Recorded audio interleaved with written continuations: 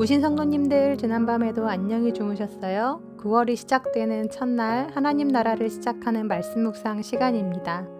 비와 함께 가을이 성큼 다가온 것 같은데요. 또 오늘부터는 복음의 진수가 담겨있는 책이죠. 갈라디아서가 새롭게 시작됩니다. 오늘의 말씀을 읽어주실 가정 역시 우신고등학교에서 새롭게 교장직을 수행하시는 김영태 집사님 가정이신데요. 김영태 집사님과 허윤숙 권사님께서 오늘의 본문인 갈라디아서 1장 1절에서 10절까지의 말씀을 읽어주시겠습니다. 오늘 우리에게 주시는 하나님의 말씀입니다. 갈라디아서 1장 1절부터 10절 말씀입니다. 사람들에게서 난 것도 아니요 사람으로 말미암은 것도 아니요 오직 예수 그리스도와 그를 죽은 자 가운데서 살리신 하나님 아버지로 말미암아 사도된 바울은 함께 있는 모든 형제와 더불어 갈라디아 여러 교회들에게 우리 하나님 아버지와 주 예수 그리스도로부터 은혜와 평강이 있기를 원하노라. 그리스도께서 하나님 곧 우리 아버지의 뜻을 따라 이 악한 세대에서 우리를 건지시려고 우리 죄를 대속하기 위하여 자기 몸을 주셨으니 영광이 그에게 세세토록 있을지어다. 아멘. 그리스도의 은혜로 너희를 부르신 이를 이같이 속히 떠나 다른 복음을 따르는 것을 내가 이상하게 여기노라. 다른 복음은 없나니 다만 어떤 사람들이 너희를 교란하여 그리스도의 복음을 변하게 하려 함이라. 그러나 우리나 혹은 하늘로부터 온 천사라도 우리가 너희에게 전한 복음 외에 다른 복음을 전하면 저주를 받을지어다. 우리가 전에 말하였거니와 내가 지금 다시 말하노니 만일 누구든지 너희가 받은 것 외에 다른 복음을 전하면 저주를 받을지어다. 이제 내가 사람들에게 좋게 하랴 하나님께 좋게 하랴 사람들에게 기쁨을 구하랴. 내가 지금까지 사람들의 기쁨을 구하였다면 그리스도의 종이 아니니라. 아멘. 김영태 집사님, 허윤숙 권사님 가정의 기도 제목을 알려드립니다. 첫 번째, 김영태 집사가 2학기부터 섬기는 우신고 교장의 직임을 잘 감당하여 생명을 살리는 교육을 펼치게 하시고 이로 인해 우신고 가운데 하나님 나라의 통로가 되게 하옵소서. 두 번째, 허윤숙 권사가 마지막 학기를 잘 감당하여 어린 생명들에게 복음의 향기를 마음껏 전하게 하옵소서. 세 번째, 두 아들 기쁨이와 평강이가 하나님을 주인 삼는 인생을 살아가게 하시고 저들의 진로를 인도하옵소서. 네 번째, 며느리 나라와 손녀 소피아가 각자의 부르심을 이루는 삶을 살아가게 하옵소서입니다. 주신 기도 제목 보시면서 함께 기도하시겠습니다.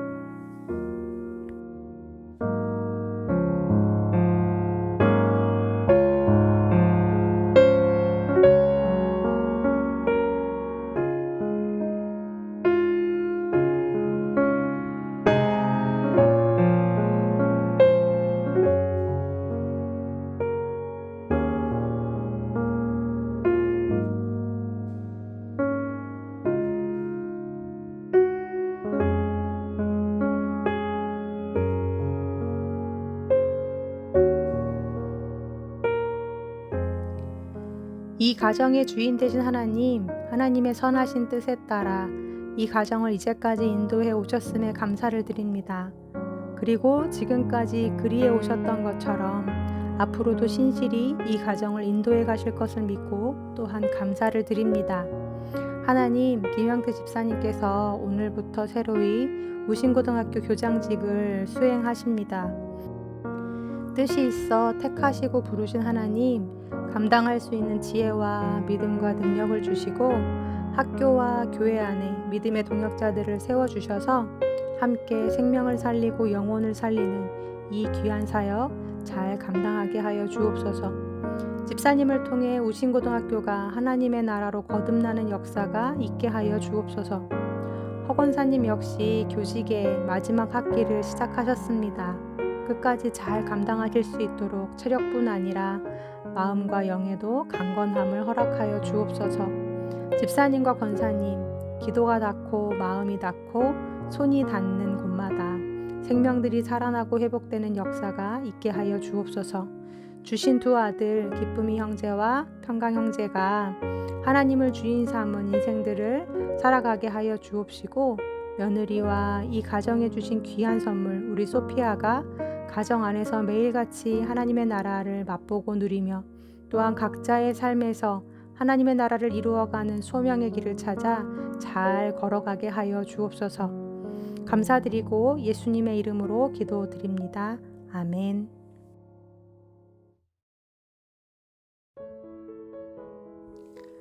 오늘 말씀을 시작하기 전 잠시 갈라디아서에 대한 배경을 먼저 설명드리고자 합니다. 갈라디아서는 바울이 1차 전도 여행 중 세웠던 갈라디아 지역의 여러 교회들을 대상으로 보내는 편지로 대략 AD 46년에서 49년 사이에 기록이 되었습니다. 안디옥 교회의 파송을 받아서 남갈라디아 지역으로 1차 전도 여행을 떠난 바울과 바나바는 지금의 터키 남부 지역인 이 갈라디아 지방에 있는 많은 도시들을 돌면서 회당을 중심으로 복음을 전했는데요. 이로 인해 비시디아 안디옥과 이고니온, 루스드라, 더베 지역에 교회가 세워집니다. 이때 바울의 전도를 받고 예수 그리스도를 영접한 대부분의 사람들은 경건한 헬라인들이었는데요. 즉 이방인들이었습니다. 물론 유대인들 중에서도 회심을 통해 예수님을 영접한 사람들이 있긴 했지만 극히 소수였고, 오히려 유대인들은 복음을 전하는 이 바울과 바나바를 쫓아내고 방해하고 핍박했습니다. 실제로 1차 전도여행 중 바울은 그들이 던진 돌에 맞아서 죽을 뻔한 위기도 경험합니다. 하지만 그렇게 바다를 건너고 산맥을 넘어다니면서 사람들의 무시와 핍박과 박해 속에서도 열심히 복음을 전한 탓에 전도에 많은 열매들을 맺게 되죠. 전도여행을 마치고 다시 안디옥으로 돌아온 바울에게 그런데 얼마 지나지 않아서 힘이 빠지고 화가 나고 그간의 모든 수고가 수포로 돌아간 듯한 절망감을 주는 한 소식이 들려오는데요. 그렇게 바울의 헌신과 수고로 태어난 갈라디아 지역의 교회들 안에 거짓 교사들이 들어가서 교회를 쑥대밭으로 만들어 놓고 있다는 소식이 전해졌던 것입니다.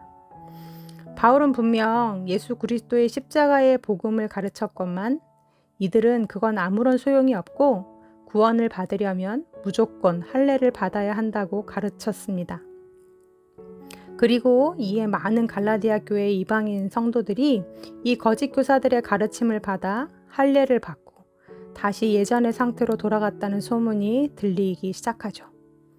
설상가상으로 바울이 거짓 선지자였다는 소문이 돌고 많은 사람들이 바울에게서 돌아섭니다. 또한 그들이 가르친 잘못된 진리로 인해 교회의 성도들 간에 수많은 다툼들이 일어나고 있다는 소식을 전해 듣게 되는 것입니다.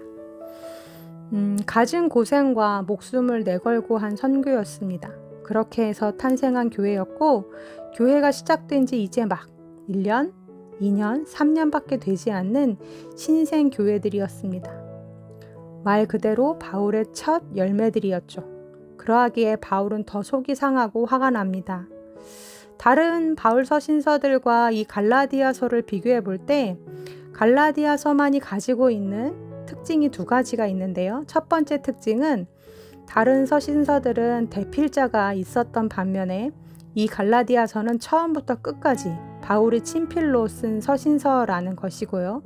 두 번째 특징은 편지 서두에 다른 서신서들에서는 보이는 감사와 중보기도의 내용이 이 갈라디아서에서는 쏙 빠져 있다는 것입니다. 오늘 갈라디아서 1장 1절에서 10절의 말씀을 묵상하면서 마태복음 13장의 씨 뿌리는 비유가 생각이 났습니다. 씨를 뿌리는 사람이 씨를 뿌리러 나가서 씨를 뿌렸는데 덜어는 길가에 떨어졌고 덜어는 돌짝밭에 떨어졌고 덜어는 가시떨기 위에 떨어졌고 덜어는 좋은 땅에 떨어졌답니다. 어느 날 이 말씀을 묵상하다가 이상한 부분을 한 군데 발견하게 됐습니다.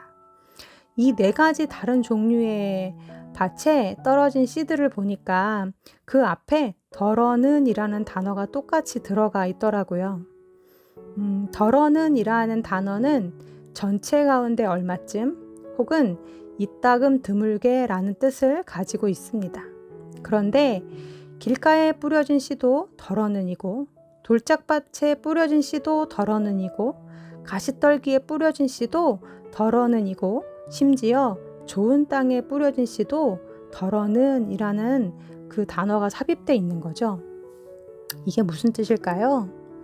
그러니까 씨 뿌리는 사람이 좋은 땅에다가 씨를 뿌리는데 덜어는 잘못 날아가서 다른 땅들에 떨어진 게 아니라 이 씨 뿌리는 사람이 작정을 하고 자기가 가져온 씨를 덜어는 길가에다가 뿌리고 덜어는 돌짝밭에다 뿌리고 덜어는 가시떨기 위에 뿌리고 그리고 덜어는 좋은 땅에다가 골고루 나누어서 뿌렸다는 뜻입니다. 왜 그럴까요? 그 씨를 뿌린 분이 바로 우리 하나님이시기 때문입니다. 선택하여서 좋은 땅에다가만 뿌리시는 분이 아니라 우리 모든 사람에게 동일한 은혜를 베풀어 주시는 분, 그분이 바로 우리 아버지 하나님이시라는 거죠. 복음은 그래서 모두에게 열려져 있습니다. 예수님이 저 하늘을 버리고 이 땅에 오신 목적은 좋은 땅만을 위해서가 아니라 길가 같은 자들을 위해서도 가시떨기 같은 자들을 위해서도 돌짝밭 같은 자들을 위해서도 똑같이 찾아오셨고 모두를 위해 자신의 생명을 내어주셨습니다. 그렇다면 오늘 갈라디아 교인들은 이 중 어떤 땅과도 같은 사람들이었을까요? 마태복음 13장 20절에서 21절까지 새번역 성경 말씀입니다. 또 돌짝밭에 뿌린 씨는 이런 사람이다. 그는 말씀을 듣고 곧 기쁘게 받아들이기는 하지만 그 속에 뿌리가 없어서 오래가지 못하고 말씀 때문에 환난이나 박해가 일어나면 곧 걸려 넘어진다. 바울이 전한 복음을 즉시 기쁘게 받아들였지만 바울에 대한 신뢰도, 바울이 전한 말씀에 대한 신뢰도 그들은 너무나 얕았습니다.